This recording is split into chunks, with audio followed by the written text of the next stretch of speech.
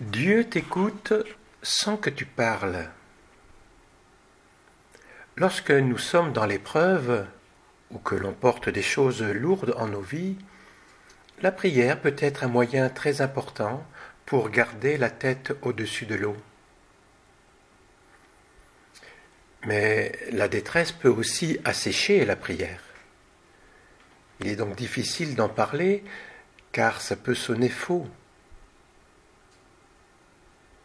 La prière est très personnelle et l'on sait qu'il y a beaucoup de formes différentes de prière. Elles n'ont pas à s'opposer et encore moins à s'exclure. Nous avons à chercher celle qui nous convient le mieux selon ce que nous vivons sur le moment. Dans les moments de joie, c'est spontanément l'action de grâce, la louange, la contemplation qui prennent le devant de notre vie de prière. Dans les moments difficiles, la prière peut se confondre avec différents sentiments sombres de notre cœur.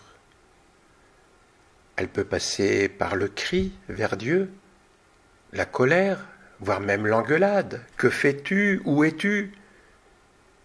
Voire même le rejet. Elle peut aussi passer par la négociation ou le chantage. Je me tiens à mon temps de prière quotidien, mais tu me donnes ce que je te demande. Puis la prière peut arriver jusqu'à l'agonie. Père, non pas ce que je veux, mais ce que tu veux. À ce stade, la prière se fait silence.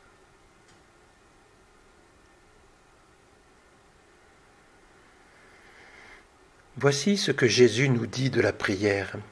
Juste avant de nous apprendre le Notre Père, il dit en Matthieu 6, versets 6 à 8, « Toi, quand tu pries, retire-toi dans ta pièce la plus retirée. Ferme la porte et prie ton Père qui est présent dans le secret. Ton Père qui voit dans le secret te le rendra. Lorsque vous priez, ne rabâchez pas comme les païens. Ils s'imaginent qu'à force de paroles, ils seront exaucés. Ne les imitez donc pas, car votre Père sait de quoi vous avez besoin avant même que vous l'ayez demandé. »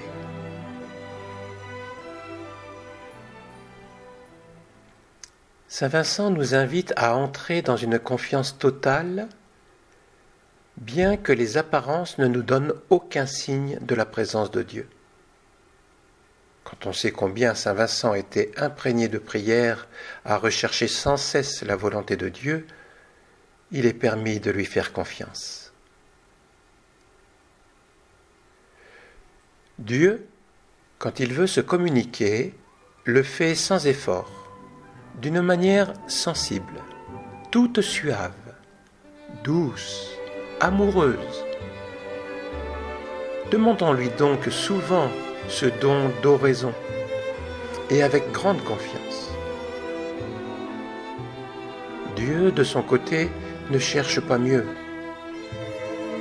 Prions-le, mais avec grande confiance, et soyons assurés qu'à la fin, il nous l'accordera par sa grande miséricorde. Il ne refuse jamais quand on le prie avec humilité et confiance. S'il n'accorde pas d'abord, c'est quelque temps après. Il faut persévérer et ne point se décourager. Et si nous n'avons pas maintenant cet esprit de Dieu, par sa miséricorde, il nous le donnera si nous tenons bon. Peut-être dans 3, dans 4 mois d'ici, plus ou moins, dans 1 an, dans 2. Soyons, quoi qu'il arrive, bien résignés à la Providence. Espérons tout de sa libéralité. Laissons-la faire. Ayons toujours bon courage. Oh, quand Dieu, par sa bonté, fait quelque grâce à quelqu'un, ce qu'il estimait difficile lui devient si aisé que là même où il avait tant de peine, c'est là justement qu'il trouve du plaisir. Il est justement tout étonné en lui-même de ce changement inespéré. C'est alors qu'on se sent sans peine en la présence de Dieu. Elle devient comme naturelle, ne cesse jamais. Et cela même se fait avec beaucoup de satisfaction. Il ne faut pas s'efforcer, former en son intérieur des paroles distinctes par où l'on se gâte l'estomac. Dieu entend fort bien sans parler. Il voit tous les ressorts de nos cœurs.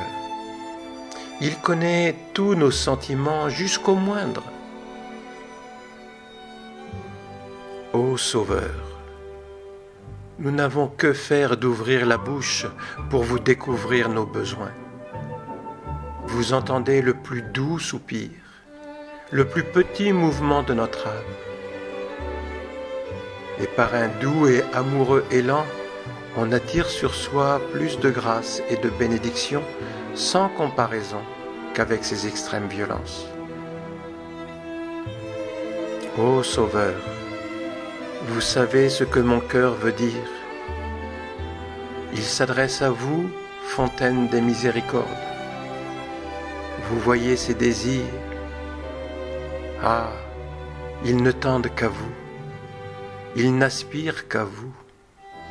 Ils ne veulent que vous.